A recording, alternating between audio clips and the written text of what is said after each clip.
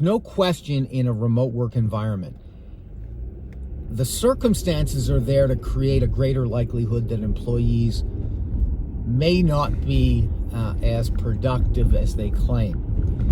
And what's really, really interesting is a case out of British Columbia. Granted, small claims decision, but nevertheless of significant interest. It's a situation where the employee was made aware that they were installing monitoring software. So she knew the monitoring software was being used. She's in a remote work environment. Turns out she's submitting timesheets that were clearly misrepresented.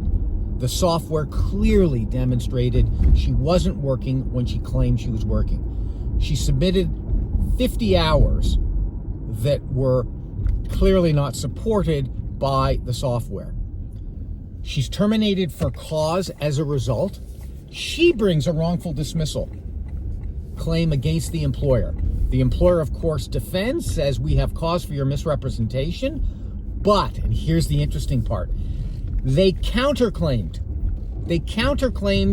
for the value of those 50 hours that they paid her and she didn't work. And that's something you do not see, and the employer won on both counts. It was cause, the court supported, it was cause for termination, and the court calculated what those 50 hours were worth and said to that former employee, you pay it back to the employer, you clearly misrepresented. Is this your way of telling me I need to pay you back?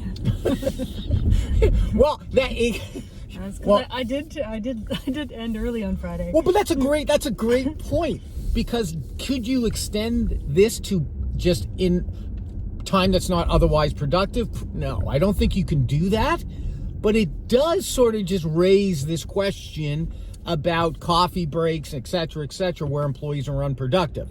I don't think you would ever see it go that far, but it does raise the question. No, did I tell you a buddy of mine showed me letters I wrote when I was 16 years old to him while I was at camp? And I don't think my humor's changed. I was like 16 years old. I read it. It wasn't funny then?